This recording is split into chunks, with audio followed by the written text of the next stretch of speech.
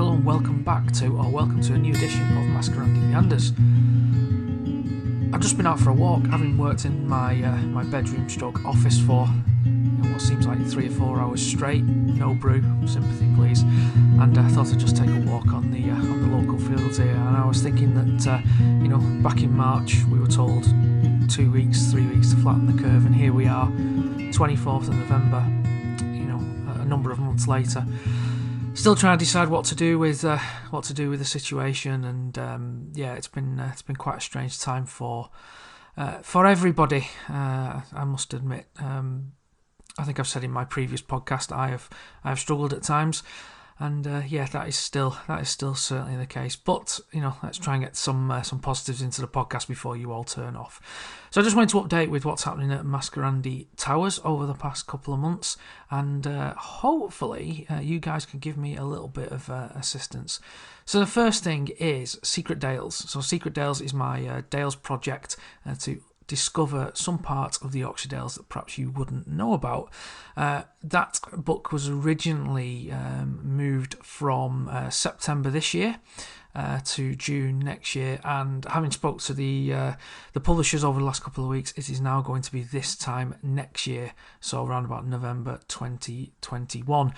I have to admit this was a bit of a blow to me because the book is it'd be my 10th book, so that's quite a nice little anniversary.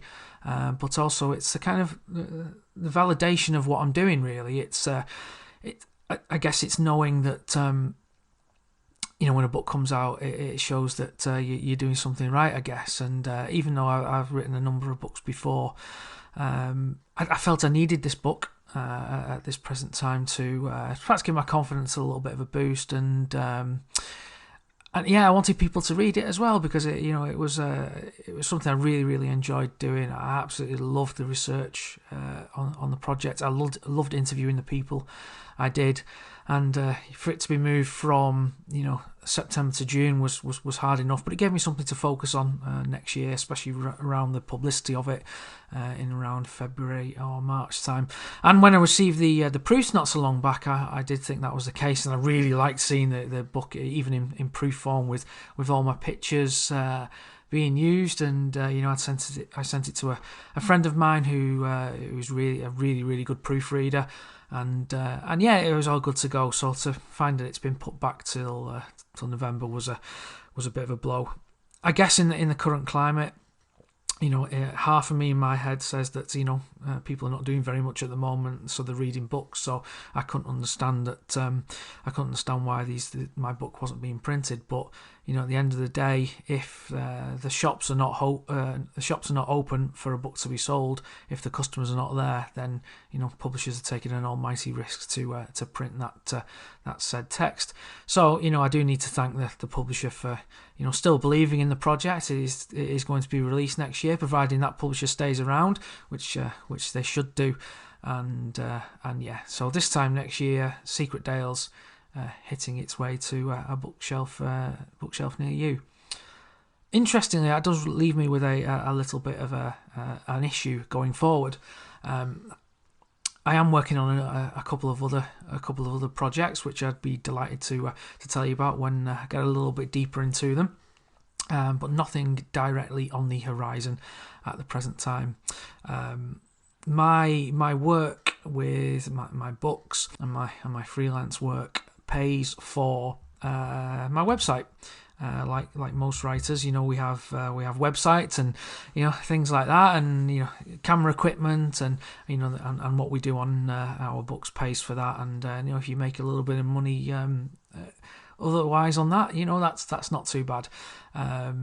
For me, any money that I've made on my books has always gone back into my business, and to buy a new filter for a camera, or a little bit of tech or something like that. I've always made sure it has gone back into writing my next book, and that also includes kind of mileage and costs like that. My business is no different to anybody else's. With that in mind, with this book not coming out, that does leave a slight hole in my finances going forward, especially when it comes to kind of my day-to-day website costs and things like that. But I'm not certainly pleading poverty. I'm in a really, really good position compared to many, many other people out there. I am thoroughly aware of that, and don't want to kind of belittle the struggles that are out there at the moment. So I've been wondering what to do with my site going forward. It's clear I don't update it as much as I should, and that is the same with this podcast. There is various reasons for that. And I think people who know me will probably know of those reasons, and there's a massive confidence issue. I certainly have been having dips into places, especially over the last 3 or 4 months, that I've not been to for kind of 10-12 years, and dragging myself out of that hole has been very, very difficult. And I'm not the sort of person to seek help either, which obviously doesn't help in this day and age. But again, that's by the by. You guys coming here to listen to what I've got to say, and for me to kind of speak to my audience, I need to do that more often. I need to force myself to do it more often. So I appreciate everybody who listens to my podcast, and I hope you understand that just things haven't been great for me over the past few months mentally, and I'm hoping to repay your loyalty for that. So I wanted to ask a question, really. It's, what do you want from the podcast? I can come here, sit down and waffle on, as I have been doing, about my writing and publishing and what I think of the industry and things like that.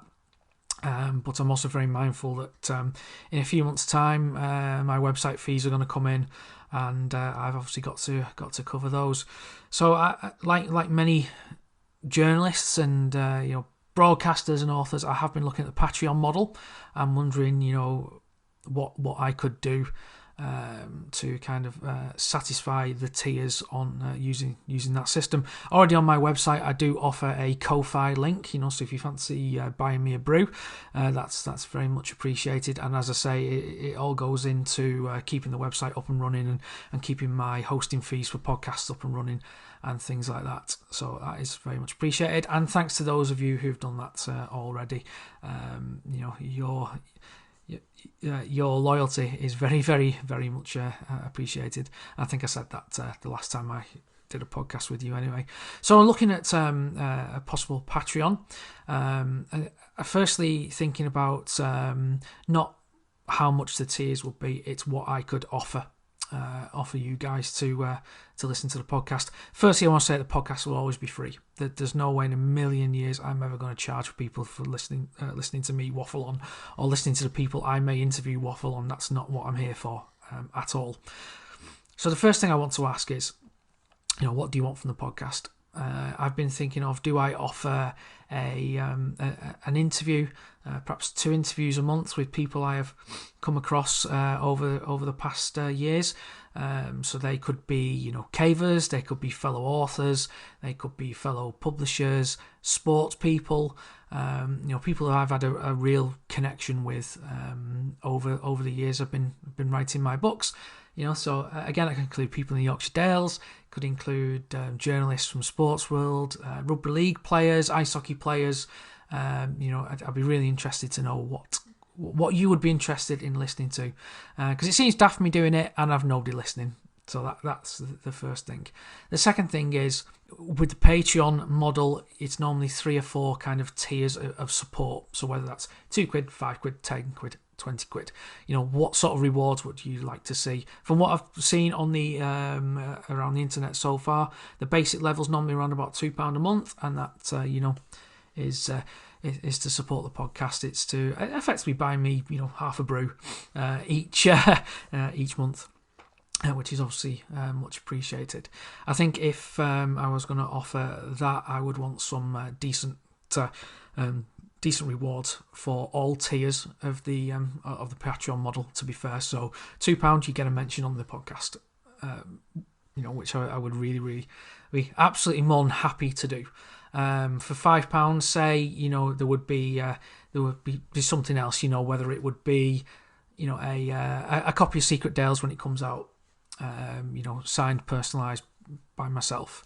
And then for £10, which could perhaps be the top tier, or may well go to, say, £15. If somebody wants to give me £15 a month, firstly, I think you're absolutely bonkers, but I do realise there are people out there, perhaps there could be something along the lines of postcards and gifts from my book research. So if I'm going to the Dales and I'm researching on a book, I will send something in the post from my journey.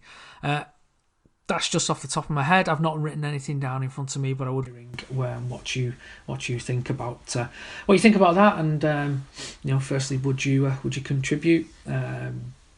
What level you would contribute at, and if it's something that's of interest for yourselves. I suppose the next thing I'd like to know really is who you would like me to interview. Would my listeners to this podcast prefer if I kept it on the writing side? Would they prefer if I kept it on the kind of the people I've met in the course of writing my books, from the Dales to, like I say, the Cavers, the Walkers, people like that? Or would you prefer it was just completely over and around to everybody? So it would include, people I've met in the rugby league world and things like that.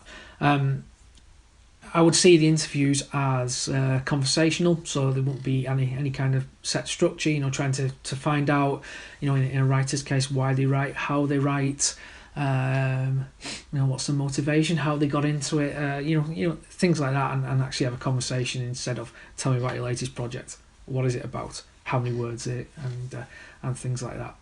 So I'll just leave that with you to digest, and like I say, I'd really, really appreciate your comments on that, because it'll help shape the podcast and what I do moving forward. So until then, I'm hoping I'm going to get to speak to you before Christmas.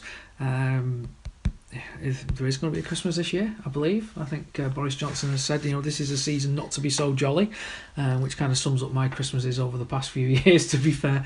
But yeah. Thanks, Boris. I will open a cracker. I'll snap a cracker, unjolly like, and think of you as I am doing that. And just before I wrap up, just a quick apology. It seems that the microphone that I had set up on here decided that it wasn't going to work anymore, so I may sound a little bit echoey on the final stages of that. So once again, I'll be really interested in hearing from you. So the best place to contact me is on Twitter at Mascarandy, or you can email me at mike@mascarandymedia.com. Again, it'd be really good to know what you want from the podcast, or what you want from any podcast. So if you could drop me a line on those places, that would be absolutely fantastic. In the meantime, stay safe out there, everybody, and I hope to hear from you soon. Thank you.